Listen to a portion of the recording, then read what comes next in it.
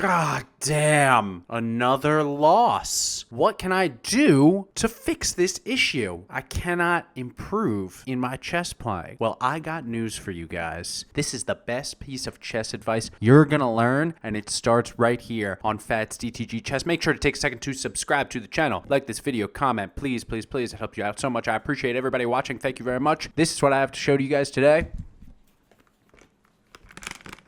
Get a real chessboard and practice playing IRL OTB. It will change your life. It will change your chess playing. Do you have any idea how different this is, playing chess on this type of board, than playing chess on this type of board? And if you want to unlock another secret about playing chess and getting better at chess, coming from a 500 ELO player, I'm not even good myself, but I'm improving every day. Let me try that again. Label your board. Label your chessboard with the coordinates of chess. Yeah, I know you could see them in the corner here. 1A, 1A over here, 1B, 1C, but they don't have them in these squares, and it's important to realize how crucial the knowledge of chess coordinates are and knowing chess coordinates. You can go through them all day long and read them post-move and do chess.com analysis and see where your blunders are, see where your misses hurt you. But there's nothing more crucial to improving as a young chess player than learning coordinates and being able to speak coordinates. This is like Mozart's music. If Mozart didn't know how to read and write music, would Mozart have become Mozart? Probably not. Learning chess coordinates is like if Mozart never learned how to read and write music. So I implore you, if you are just getting into chess and you're trying to take this seriously, buy yourself a physical chessboard and learn the coordinates. And I hope that you guys didn't think I was gonna leave you hanging and not even show you a little bit of Fats Wallace chess gameplay today. Did I just get a chat on chess.com? Fats DTG chess gameplay on the physical board. Roll the tape. Hey guys, Fats over here from behind the camera now.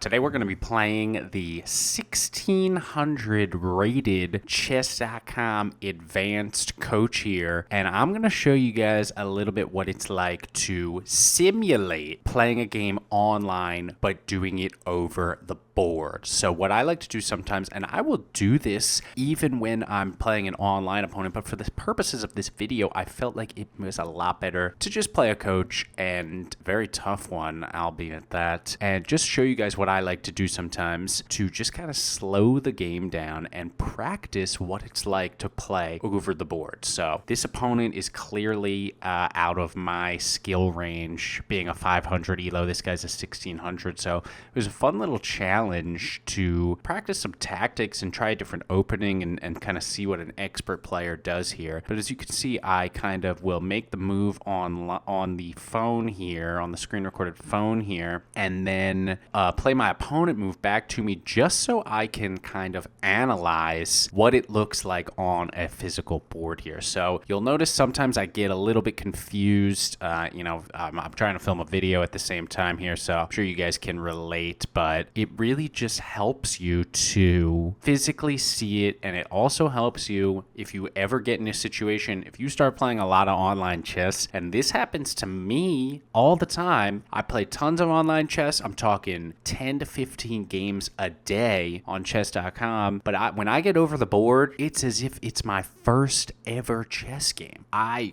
get completely lost. I often blunder my queen. I'm recording this voiceover after this game. I actually think I blunder my queen in this game too, but I just wanted to give you guys a visualization of a cool little trick you can do to practice playing over the board and just, get yourself a little bit sharper at analyzing what over the board moves and tactics look like here.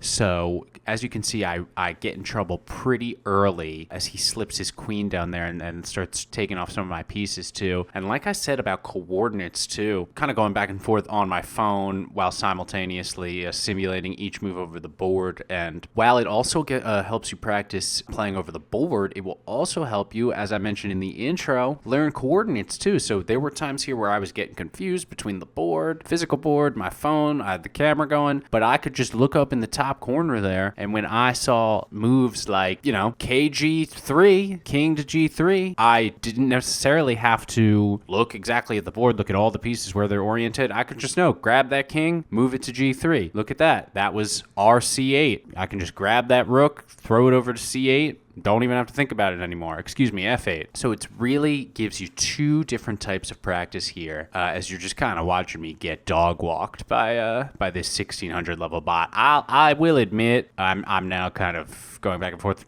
figuring out what to do. I will admit I did definitely pick too difficult of an opponent here, but this demonstration was really just to give you guys two options to improve your chess that you may not hear from other YouTubers and content creators out there. Get a physical board, practice playing over the board, because it is just as important to your chess career success as playing online. I know there's tournaments that are online now, but if you ever want to really get involved in the chess community, you're going to really need to learn how to play over the board. And if you ever want to be good at chess in any way, shape, or form, just like Mozart did, you gotta learn the music of chess, which is called the coordinates. So I think this is a great way. Another thing that I do when I do this by myself, and I'm just practicing openings and practicing tactics on my physical board or playing somebody else, is if I'm playing by myself, I will kind of say the move out loud. Like this one, knight G5. Sorry, I'm looking as it's getting played. R takes G5, check. I think that was. R takes G5 check. Rook takes G5 check. Just saying it out loud can be so